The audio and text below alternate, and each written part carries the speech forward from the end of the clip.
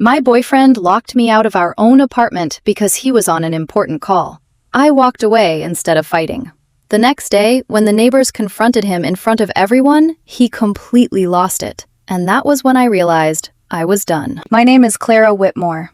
I'm 36. I work in IT for a small logistics company, and I live in a regular apartment building on the east side. Nothing fancy, nothing dramatic. Just beige hallways, thin walls, a slow elevator, and rent that didn't make me cry every month. I had been with my boyfriend, Ryan Keller, for 5 years. We used to be easy together. That was the word I always came back to. Easy. We used to cook badly and laugh about it. We used to sit on the kitchen floor when the couch was covered in laundry. We used to split bills without resentment and talk about the future like it was something we were building with both hands. Lately, though, it felt like we shared an address, not a life. Thursday started like any other day.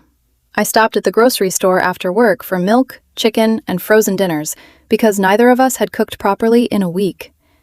The sun was setting by the time I got home, turning the apartment windows across the street into dull orange squares. I was tired, hungry. My shoulders hurt from carrying my laptop bag. All I wanted was to put the groceries down and take off my shoes. I reached our apartment door, balanced the bags against my hip, turned the key, and pushed. The door opened 1 inch, then stopped. The chain latch was on from the inside. At first, I just stared at it. Then I knocked lightly. "Ryan? It's me." His voice came through the crack, calm but cold. "I'm on an important call. Can you wait outside for a few minutes?" I blinked. "Wait outside? I've got groceries." "I just need privacy," he said. "It won't be long." Privacy. From me. I looked down at the bags cutting into my fingers. The hallway light buzzed above me, flickering like it was deciding whether to give up. Somewhere down the hall, someone was cooking garlic and onions. The air smelled like detergent, old carpet, and someone else's dinner. Through the door, I could hear Ryan speaking in that polished voice he used when he wanted to sound impressive. Then he laughed, softly, warmly. A laugh I hadn't heard aimed at me in months. I knocked again. "Ryan, can I just drop the groceries in the kitchen?" "I said I'll be done soon," he replied, already irritated. So I waited. 5 minutes, then 10. I leaned against the wall, scrolling my phone, trying not to look like a woman locked out of her own home. The elevator dinged. A dog barked somewhere. One of the plastic handles stretched and bit into my palm. 15 minutes. The milk was warming. I set the bags down and rubbed my neck, staring at the thin slice of light under the door like it might explain what had happened to us. That was when someone spoke behind me. "Everything okay over there?" It was Daniel from across the hall. I'd only talked to him a few times in passing. Tall, quiet, usually carrying a gym bag or a stack of mail. That night, he had earbuds around his neck and a tired kindness in his eyes. "Yeah," I said quickly. "Just locked out. Ryan's on a call." Daniel's eyebrows lifted. "Locked out?" He said he needs privacy. Daniel glanced at the groceries, then at the chain on the door. "That's different?" I gave a small laugh that did not feel like mine. He said it'll be a few minutes. Daniel nodded toward his apartment. "You can wait in here if you want. I just made coffee." I hesitated, embarrassed. "No, it's fine, thanks." His expression softened, like he knew it wasn't fine, but wouldn't force me to admit it. "Door's open if you change your mind." He went inside, leaving his door slightly ajar. Warm light spilled into the hallway. The smell of coffee drifted out. I turned back to my own door, still locked, still Ryan's muffled voice on the other side. I was not angry yet. That came later. In that moment, I was just unsettled. Because waiting outside your own apartment does something strange to you. It makes you see your life from the hallway. It makes you wonder how long you have been standing outside emotionally before someone finally puts a chain on the door. 5 more minutes crawled by. The elevator opened again, and a teenage boy with a skateboard stepped out.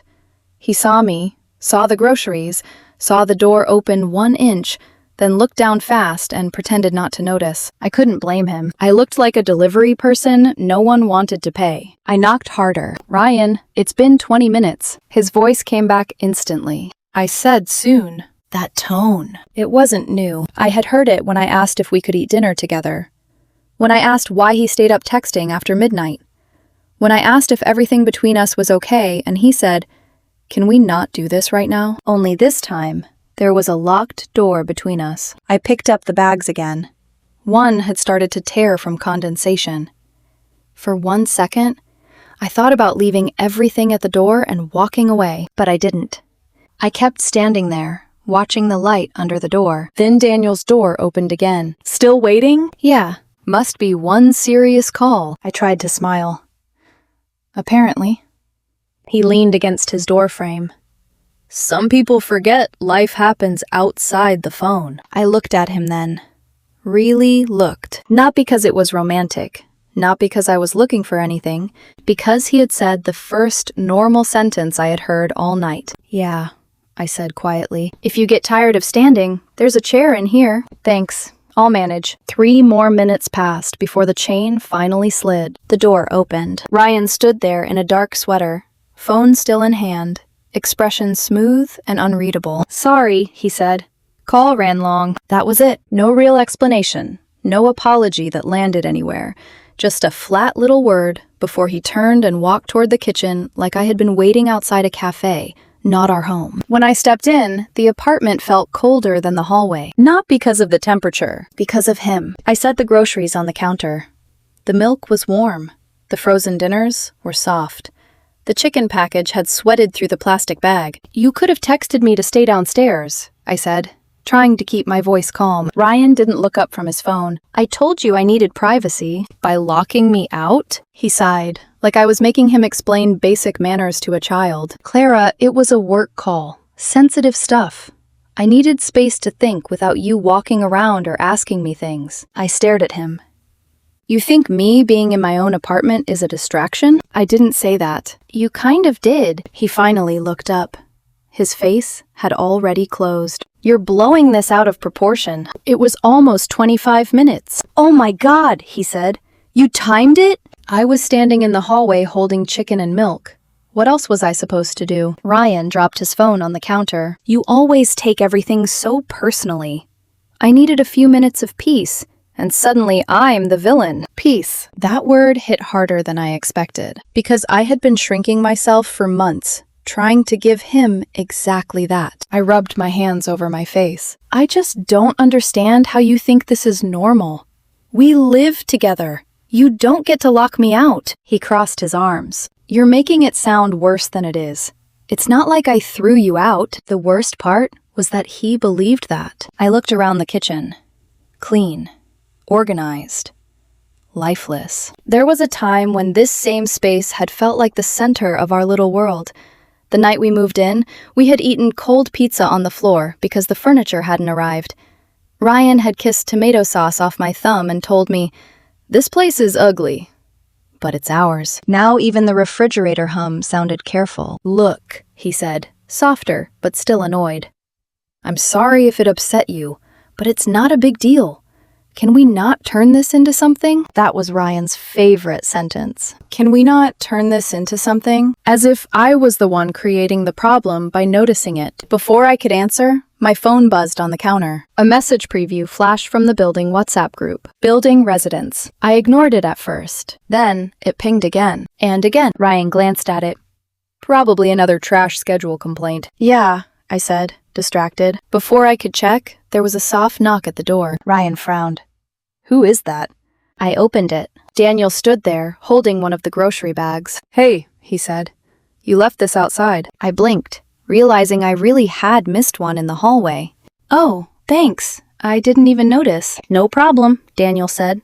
Figured you'd want it before someone's kid grabbed it. Before I could respond, Ryan appeared behind me. His tone changed instantly. We're fine, thanks. Daniel looked from him to me.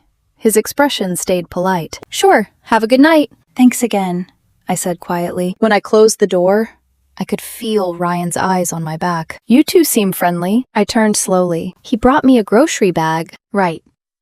You're seriously mad about that? I'm not mad, Ryan said. Just saying. Maybe don't give the neighbors a reason to think our relationship is falling apart. I laughed once, sharp and disbelieving. You locked me out of the apartment. I think they already got the memo. His jaw tightened. You're impossible sometimes. I didn't answer. I picked up my phone and finally opened the WhatsApp group. The first messages were normal. Lost package. Elevator smell. Someone asking whose laundry had been left in machine 2. Then I saw Mrs. Chen from 3B. Can whoever's in 4B please keep it down during calls? We can hear everything through the walls. A few others had agreed. My stomach dropped. Ryan had been on speaker again. Probably pacing. Probably using that loud, confident voice he thought made him sound important. I showed him the screen. You're literally in the group chat. Ryan squinted at it, unimpressed. So what? People are dramatic. Maybe you shouldn't be yelling on calls after quiet hours. I wasn't yelling. The phone buzzed again. Another message. This one from Daniel. Not trying to stir things up, but it has been pretty loud lately. Maybe sound carries more at night. Ryan saw the name and immediately looked at me. Of course he's involved. He lives across the hall. Ryan turned away, shaking his head. I don't want to talk about this anymore. And just like that, he walked toward the bedroom, leaving me in the kitchen with half-spoiled groceries and an apartment that no longer felt like mine. I looked down at the messages again. Someone had written, "It's not a big deal. Maybe just be mindful next time." Mindful. Everyone always said words like that when they wanted pain to become polite. I put the groceries away in silence. The light was too bright. The air was too cold. Ryan's bedroom door was shut. For a long minute, I stood there, thinking about how something as small as a chain latch could say everything. Not loudly, not dramatically, just 1 inch of space. One strip of metal. One person inside. One person left waiting outside. That night, the apartment was quiet. Not peaceful, just quiet in the way a room gets after something breaks and no one wants to touch the pieces. Ryan stayed in the bedroom, the door half closed. I sat on the couch with the TV on mute, staring at the flickering light like it might say something for us. It didn't. My phone buzzed again, then again. I ignored it at first, but the constant vibration started to feel like pressure building under my skin. Finally, I picked it up and opened the building WhatsApp group. At first, it was the usual. Lost package. Parking complaint. Someone asking if the elevator smell had gotten worse. Then I saw it. An audio clip. 10 seconds long. I hesitated before pressing play. Ryan's voice filled the room immediately, muffled through the wall, but unmistakable. That same controlled, confident tone, the one he used when he wanted to sound important. Then his name appeared in the chat. This is ridiculous. I was on a professional call. Some people are just too sensitive. A pause. Then another message from him. If there's a problem, talk to management instead of gossiping in a group chat. I closed my eyes. He couldn't help himself. He always had to be right. Mrs. Chen replied calmly. No one's gossiping. We all work, too. Just asking to keep it down after 9 p.m. It's in the lease. Then George from 5C chimed in. Not trying to start anything, but this isn't the first time. The walls are thin. No one said anything for a while. My chest tightened. This wasn't new. This wasn't one bad night. This had been happening long enough for people to notice. And for me not to. Ryan responded again. Maybe if people focused on their own lives, they wouldn't notice mine so much. The chat went silent after that. Heavy. Uncomfortable. Like everyone had stepped back at the same time. I exhaled slowly and set my phone down. For a second, I thought that was it. Then it buzzed again. A private message. Daniel. Hey, sorry to bother. Thought you'd want to see this before the uploader takes it down. Stuff like that doesn't stay up long. My stomach tightened as I opened the images he sent. Screenshots. Older messages. From days ago. Then weeks. 4B again. Same time. Same noise. Maybe they're arguing. He's loud tonight. It goes on for hours sometimes. I stared at them longer than I meant to, reading the same lines over and over, each one landing a little heavier, because I hadn't heard it. Or maybe I had, and ignored it. My headphones on. My focus somewhere else. My patience stretched thin, but still trying. Another message came in from Daniel. Didn't mean to get involved. Just thought you should know what people are saying. I typed back slowly. Thanks, I'll handle it. The words felt automatic, like something I'd said too many times before. Ryan's voice cut through from the bedroom. Who keeps messaging you this late? People from the building, I said. He let out a short laugh. Let me guess. More complaints? Something like that. He stepped into the doorway, arms crossed. People are so petty. I work from home like everyone else. God forbid I talk during a meeting. They said it's been happening at night. Oh, please, he scoffed. They're exaggerating. You can barely hear me from here. I looked at him. I heard the clip. That stopped him. His expression flickered. Just for a second. Clip? Someone posted a recording. Through the wall. His face hardened. That's invasive. They can't just record people. They didn't record you, I said quietly. They recorded noise. He shook his head, pacing now. Unbelievable! And you're defending them? I'm not defending anyone. I'm saying maybe they have a point. His eyes snapped back to mine. So now I'm the problem? That's not what I said. That's exactly what you're implying. The air shifted, that familiar tension creeping in, the one where everything I said somehow turned into an accusation against him. I'm done talking about this, he said abruptly, grabbing his laptop. He walked back into the bedroom. The door closed. Not slammed, just final. I stood there for a moment, staring at the empty doorway. Then I sat back down on the couch. The TV screen had gone black. My reflection stared back at me, tired.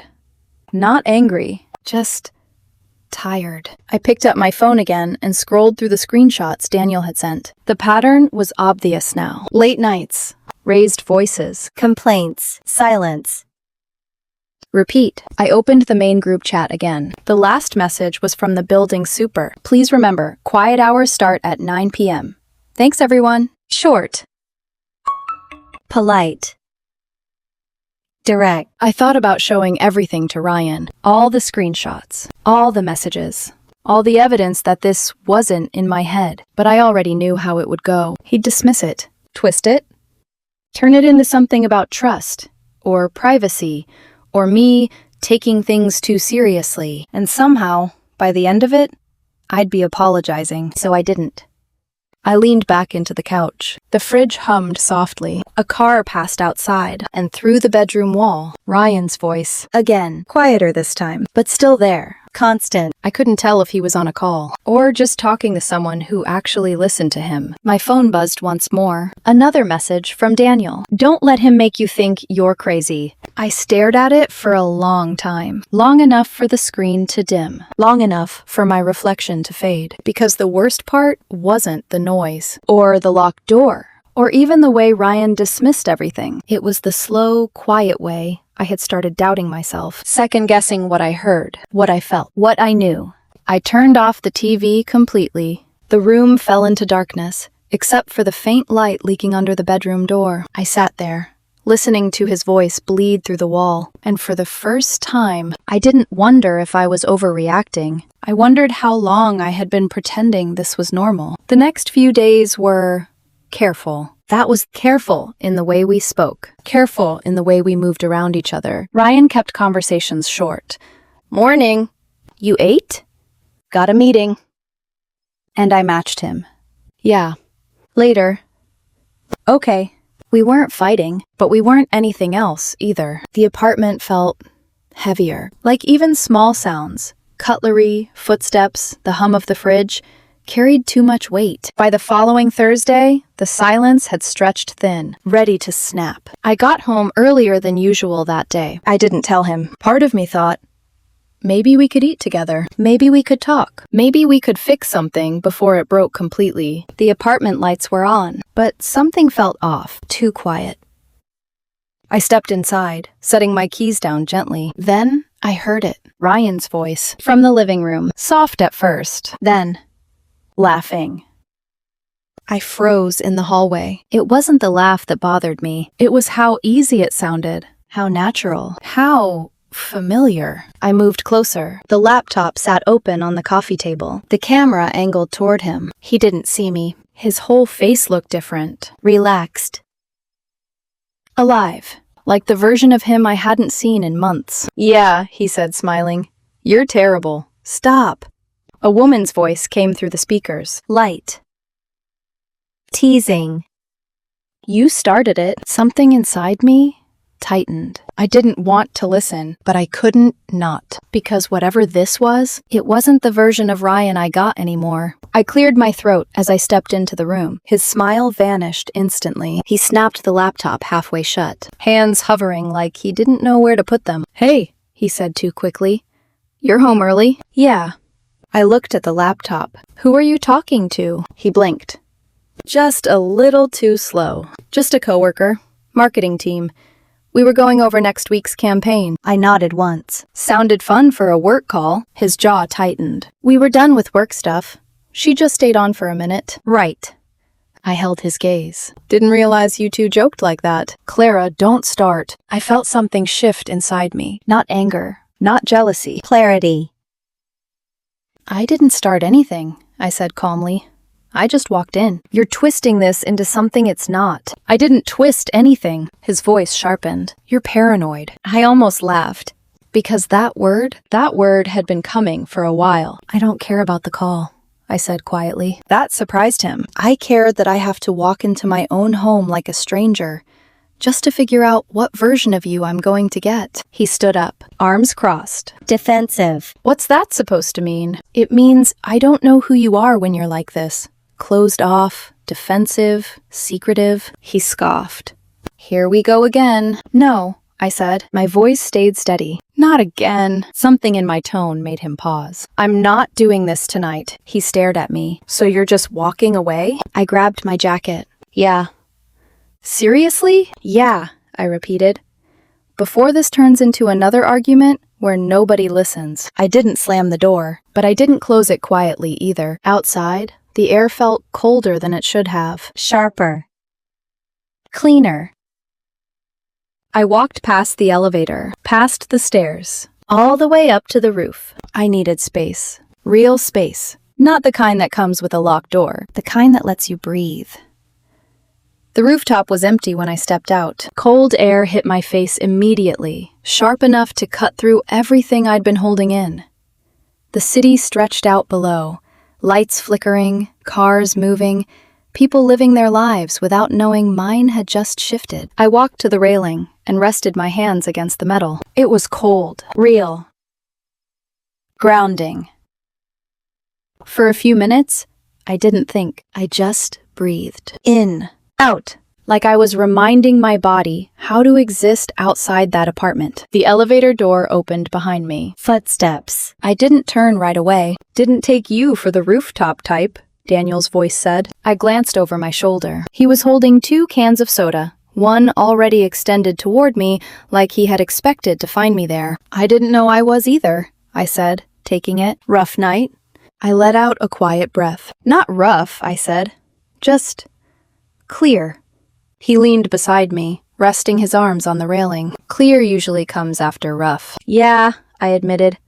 That part already happened. We stood there in silence for a moment. Not awkward. Just still. The kind of silence that doesn't demand anything from you. I opened the can, the soft hiss louder than it should have been. "I think I've been giving Ryan too much room," I said finally. Daniel didn't interrupt, didn't nod, didn't rush me. He just listened. "Tonight made it obvious," I continued.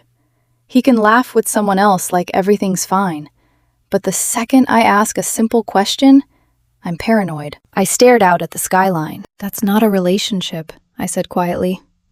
"That's a performance." Daniel exhaled slowly. "So what are you going to do?" I didn't hesitate. "I'm leaving tonight." He turned his head toward me, surprised, but not in a way that questioned it. "Like, leaving? "No," I said. "Not forever. Just stepping out long enough to decide what I'm actually willing to accept." That sentence felt heavier out loud, more real. Daniel nodded once. "That's solid." I let out a small breath. "I used to think patience meant strength," I said. "Turns out it just teaches people how much you'll tolerate." He gave a faint, knowing smile. "Yeah, that lesson's expensive." I pulled my phone out and opened a hotel app. Scrolled. Clicked. Picked the cheapest place within walking distance that didn't look like a horror movie. Booked it. Done. "That was fast," Daniel said. "Decision's been waiting," I replied. Just needed a moment to catch up. He lifted his can slightly. To moments like that, I tapped mine against his. To finally paying attention. For the first time in weeks, I felt calm. Not numb. Not angry. Just steady. Like I had finally stopped gripping something that had been slipping out of my hands for months. Then, my phone buzzed. Ryan. His name lit up the screen. Vibrating. Insistent. Daniel glanced at it. You going to answer? I looked at it for a second. Then pressed the side button. The screen went dark. No. He nodded slowly. That tells me everything I need to know. When someone shows you who they are, I said, almost to myself, you don't argue. You move. Daniel smiled faintly. That's a good rule. It's the only one that works. We stayed up there a little longer, talking. Not about Ryan. Not about the apartment. Just normal things. His freelance work. My job. A ridiculous story about someone at my office who once blamed a broken keyboard on a software ghost. I laughed. Really laughed. And halfway through it, I realized something that made my chest tighten in a different way. I couldn't remember the last time I had laughed without checking someone's reaction, without measuring if it was appropriate, without adjusting myself mid-moment. The wind picked up, colder now. Daniel rubbed his arm slightly. You heading to the hotel? Yeah, I said. Time to go. You'll be fine, he added. I nodded. I know. And for once, I meant it. We took the elevator down together. When we reached the lobby, he stopped near the mailboxes. If you ever need somewhere quiet that's not a rooftop, he said. My door's usually open. There was a small pause. Figuratively, he added with a faint grin. I smiled. Good to know. I stepped outside. The night air wrapped around me, cool and steady. The city sounded different. Not chaotic, not overwhelming. Just alive. I walked a few blocks, checked into the hotel, and dropped my bag on the floor. The room was basic. Single bed, old TV, a mini fridge humming in the corner. But it was quiet. Completely quiet. I sat on the edge of the bed and pulled out my phone. Typed one message, taking some space. I'll talk when there's something worth talking about. I stared at it for a second, then hit send. I didn't wait for a reply. I set the phone down and leaned back, staring at the ceiling. The silence wasn't empty. It was earned. The next morning, I checked out early, grabbed a black coffee from the corner shop, walked back toward the building. I didn't plan on seeing Ryan. I just wanted my mail. That was it. In and out. Simple. But the universe has a way of making things not simple. When I stepped into the lobby, the first thing I saw was a printed sign taped to the wall. Building meeting noise and conduct concerns, 10 a.m. I checked the time. 9:58. I almost laughed. Of course it would be today. Of course it would be now. The lobby was already half full. Mrs. Chen from 3B, the couple from 2A, a college kid leaning against the wall, and Daniel, standing near the back with a coffee in hand. He spotted me and gave a small nod. Not surprised, just there. The building super stood at the front, clipboard in hand. Morning, everyone, he said. We've had a few recurring complaints about late-night disturbances, mostly on the upper floors. Just want to go over some guidelines. The elevator dinged, heads turned, and then Ryan stepped out. He looked composed, hair neat, neutral colors, like he was walking into a work meeting instead of the situation he had created. His eyes found mine immediately. A flicker of surprise, then something tighter. Clara, he said, lowering his voice as he approached. Can we talk upstairs later? I held his gaze. Let's hear what this is about. His jaw flexed. This doesn't concern you. I almost smiled. Pretty sure it does. The room quieted. Not completely, but enough. Enough for everything to feel sharper, more exposed. The super cleared his throat. We've had several reports from Unit 4B. Ryan crossed his arms. That's exaggerated. The tension shifted. And just like that, this stopped being private. That's exaggerated, Ryan repeated, louder this time. The room shifted. Not dramatically. No one gasped. No one stepped back. But the air tightened in that subtle way people do when they realize something is about to unfold in front of them. The building super adjusted his clipboard. No one's accusing anyone, he said carefully. We've just had multiple reports of late-night noise, calls, raised voices, mostly after quiet hours. I work from home, Ryan shot back. I take calls. That's normal. Mrs. Chen spoke next, her tone calm but firm. It's not the calls, dear. It's the volume, and sometimes it sounds personal. A few heads nodded. The couple from 2A exchanged a look. The college kid shifted his weight, suddenly very interested in the floor. Ryan let out a short, humorless laugh. So now I can't talk in my own apartment? No one said that, the super replied. We're just asking everyone to be mindful after 9 p.m. There it is again, Ryan muttered. Mindful. His eyes flicked across the room, landing briefly on Daniel, then settling on me. This feels targeted. No one answered, because no one needed to. The truth didn't need volume. It was already sitting in the room. Daniel stepped forward slightly. Not aggressive, not confrontational. Just present. No one's targeting you, he said evenly. We're all just tired of the noise. That's it. Ryan's expression sharpened immediately. Of course you'd have something to say. Daniel didn't react, didn't flinch, just held his ground. I'm saying what everyone else is thinking. Ryan scoffed. Maybe everyone should stop listening through walls. That was when I finally spoke. That's not the issue, Ryan. His head snapped toward me. Then what is it, Clara? There it was. The shift from defensive to attacking. From general to personal. I met his eyes. Come. Steady. The issue is respect. The word landed quietly, but it landed. You talk to people like they're a problem, I continued, including me. This isn't about the walls. It's about how you treat the people on the other side of them. A ripple moved through the room. Not loud, just acknowledgement. Ryan laughed again, sharper this time. Oh, so now you're the reasonable one? No, I said. I just stopped pretending this is normal. His jaw tightened. And embarrassing me in front of everyone helps? This isn't about embarrassing you, I replied.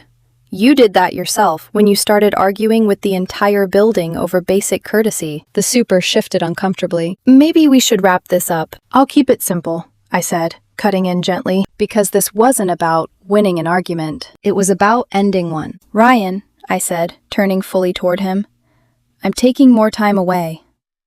His eyes narrowed. What? Not to punish you, not to make a scene, just because I'm not going to live like this anymore. The words didn't come out angry. They came out clean, like they had been waiting. You're really doing this right now? He asked. I already did, I said. I came back for my mail, not permission.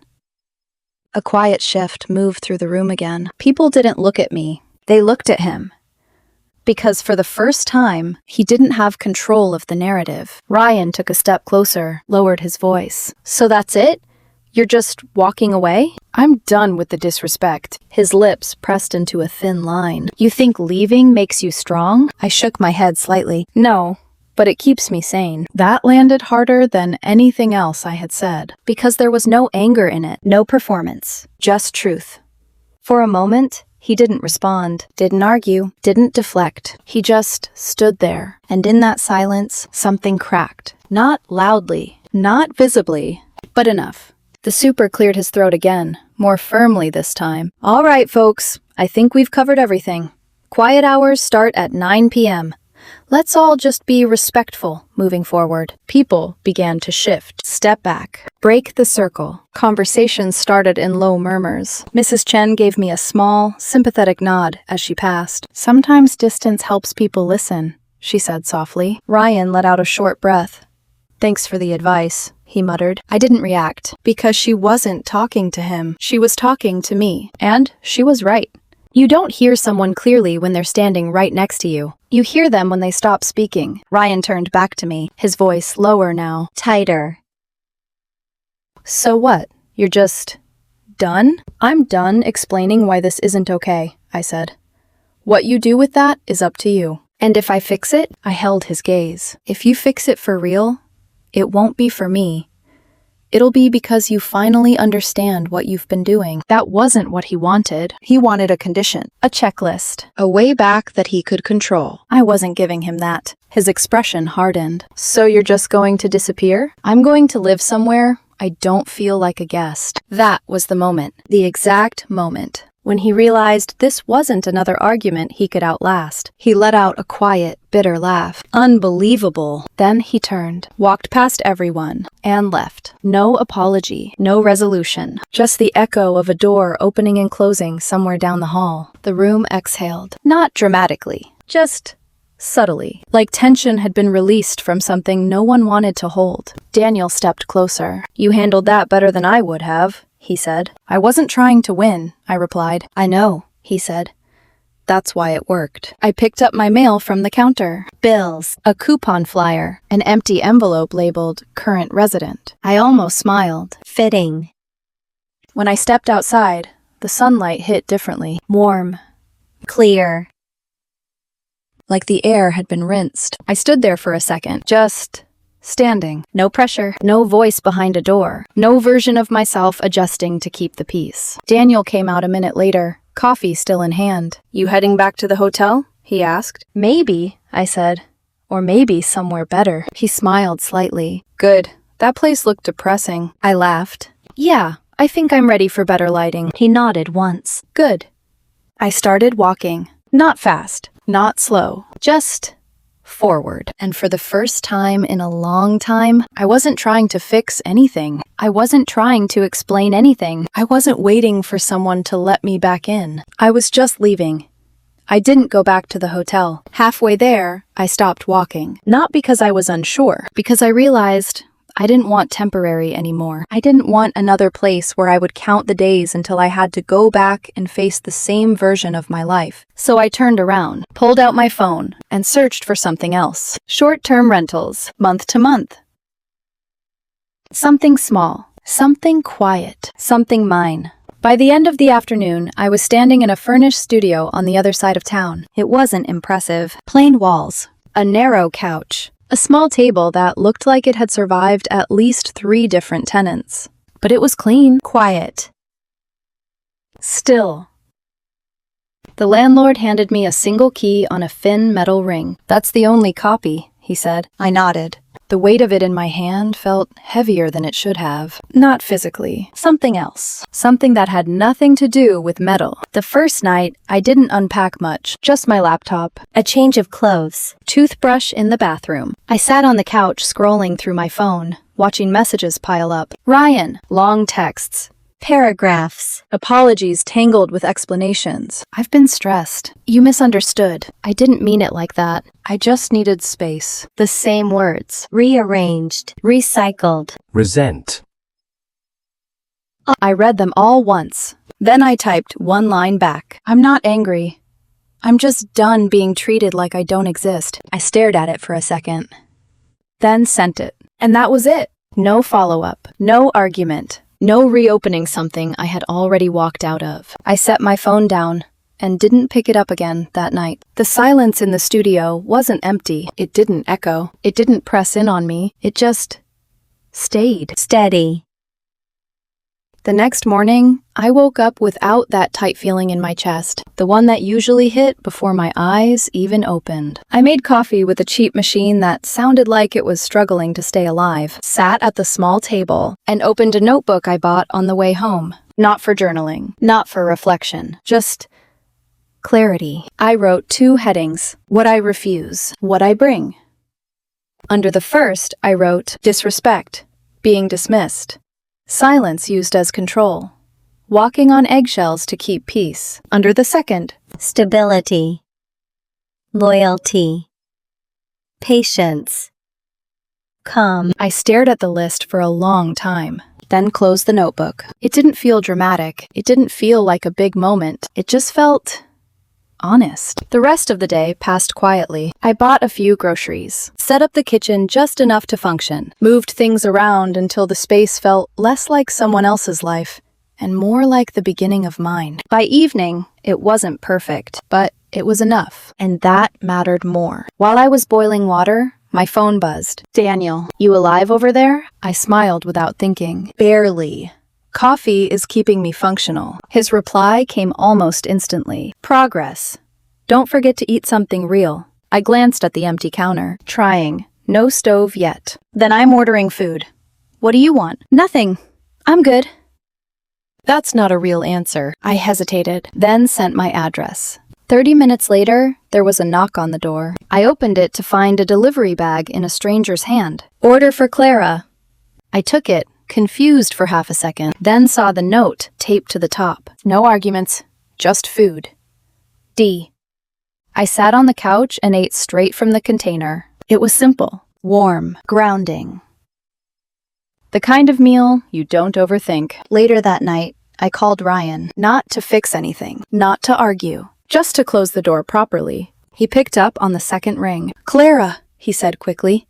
Thank God, I thought. Don't, I said gently. There was a pause. I'm not calling to rehash anything. I just want to be clear. Silence. Then quieter. Okay. I leaned back against the couch. I've been thinking, I said, about respect. About how we stopped giving it to each other. His breathing slowed on the other end. I can't go back to pretending that's okay. So what are you saying? He asked. I'm saying I'm taking real time apart, I said. No check-ins, no half-fixes, no pretending things are fine because they're familiar. His voice softened. You're really walking away. I didn't raise mine. I already did. You just didn't notice. That hurt him. I could hear it, but I didn't soften it, because it was true. I'll give you space, he said finally. Good, I replied. Take care of yourself. I ended the call before it could turn into something else. No drawn-out goodbye, no emotional spiral. Just done. After that, things settled. Not instantly, not perfectly, but steadily. Days turned into weeks. Weeks into months. The studio changed slowly. A better couch. A table that didn't wobble. A plant that refused to die, no matter how often I forgot to water it. Work improved. My focus came back.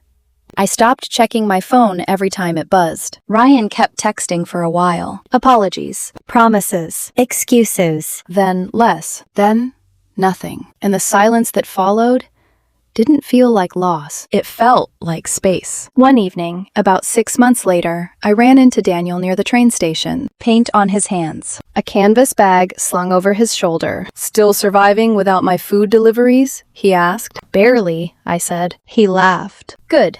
Means you're still human. We grabbed coffee, sat by the window, talked about everything and nothing. Work.